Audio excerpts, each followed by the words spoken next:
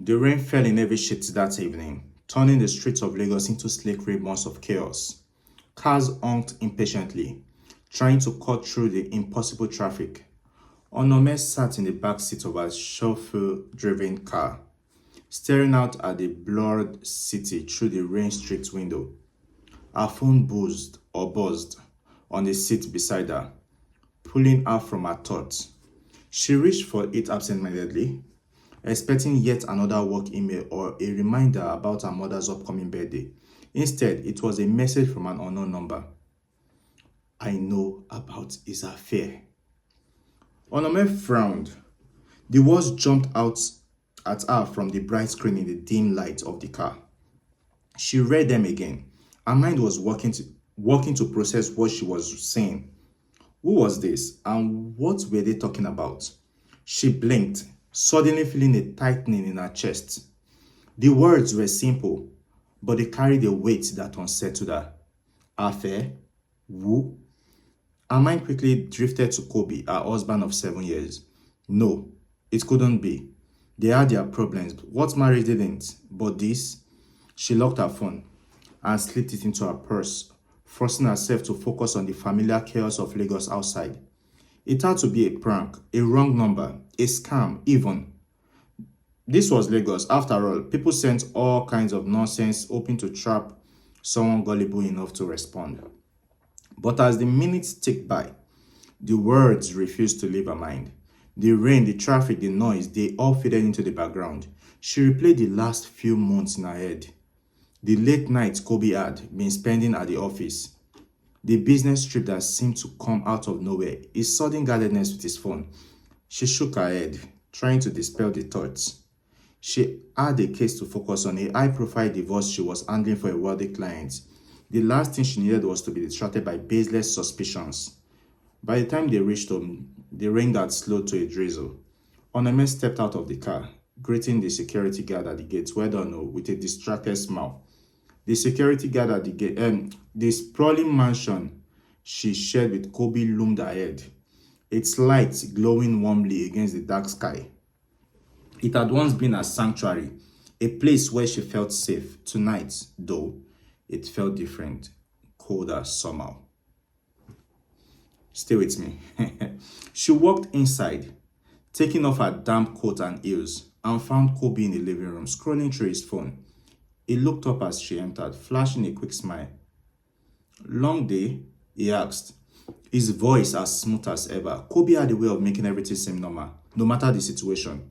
It was one of the things she had fallen in love with. His calm, steady demeanor. Yeah, just traffic, she replied. Forcing a smile of her own, she moved towards him, leaning down to kiss him on the cheek. As she did, she caught a glimpse of his phone screen. An open text conversation. He quickly locked the phone and set it aside, turning his attention to her. Everything good? Everything okay? He asked, his eyes searching hers. Onome hesitated for just a moment, the weight of the anonymous message pressing down on her. She wanted to ask him, confront him, right there and then, or right then and there. But something held her back. She wasn't ready, not yet. Yeah, she said finally, everything is fine. But as she walked away, heading upstairs to their bedroom, she knew that everything was far from fine. The words from the message echoed in her mind. I know about his affair. She couldn't shake the feeling that whoever had sent that message knew something she didn't, and that terrified her. The next morning, she woke up to the sound of Kobe moving around the room. His usual routine, quiet, efficient, almost as if he were trying not to disturb her. She watched him through half-closed eyes as he dressed, his back turned to her.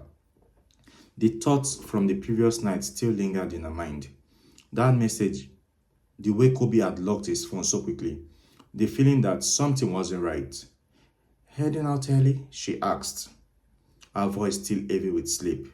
Kobe turned, already buttoning his shirt.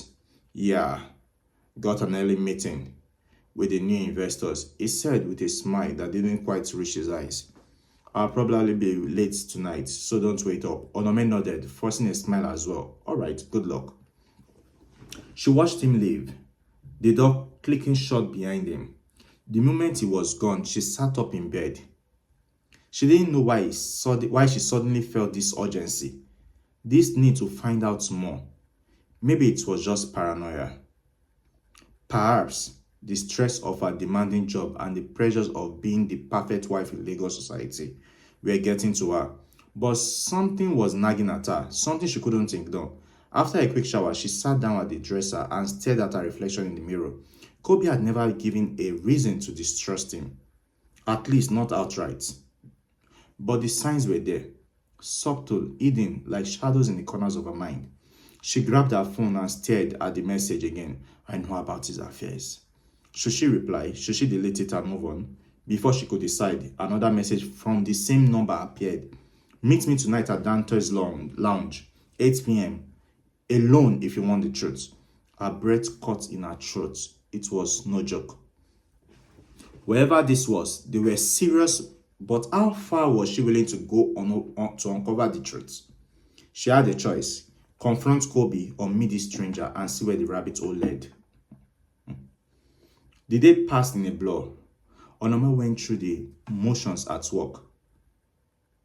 But her mind was elsewhere. By the time evening rolled around, she had made up her mind. She would go. She had to know. And she had made up her mind that she would go. She had to know.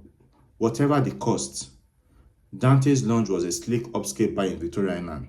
One of those places where the wealthy and powerful came to unwind. The kind of place where people could disappear into the shadows and have conversation no one else was meant to hear. Onome walked in at exactly 8 p.m. Feeling nervous, she scanned the room, searching for any sign of the person who had sent the message. A man sitting at the far end of the bar caught her eye. He was tall, broad-shouldered, handsome with a sharp jawline and an air of quiet confidence. He raised a glass in her direction, a silent invitation. She approached him cautiously, her heels clicking softly on the polished floor. You are the one who sent me the message, she asked, her voice steady despite the turmoil inside her. The man nodded. Chukwudi, he said, introducing himself. I'm the one who sent the message, but I'm not your enemy. Onome, I'm here to help you. She narrowed her eyes, not trusting this stranger. Help me. Why should I believe you? Chukwudi leaned forward, lowering his voice. Because your husband, Kobe, is in deep trouble. Deeper than you can imagine. This isn't just an affair. This isn't just any affair. It's something much darker. And if you're not careful, it could destroy you too. Onome's heart raised. She had been prepared for a confrontation about infidelity, but she wasn't ready for this. What are you talking about? Chukwudi glanced around the room, making sure no one was listening. There's a lot more at play here. Onome. Kobe's been involved with dangerous people. People who will do whatever it takes to keep their secrets buried. You need to be careful. Watch your back. She swallowed hard, trying to process everything. And why are you telling me this? What do you gain? Chukwudi gaze hardened. I know people who have fallen victim of their dangerous activities.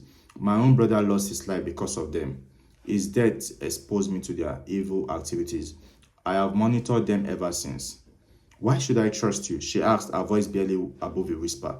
Chukwudi stood up, placing a card on the table. Because your life is in danger. And if you fail to act now, it may be too late. The choice is yours. Feel free to call me if you want proof. But remember, trust no one. With that, he walked away, leaving Onome alone with her thoughts and a growing sense of dread. She picked up the card and stared at it. This was no longer about her marriage. From the look of things, it was way beyond that. Watch out for part 2.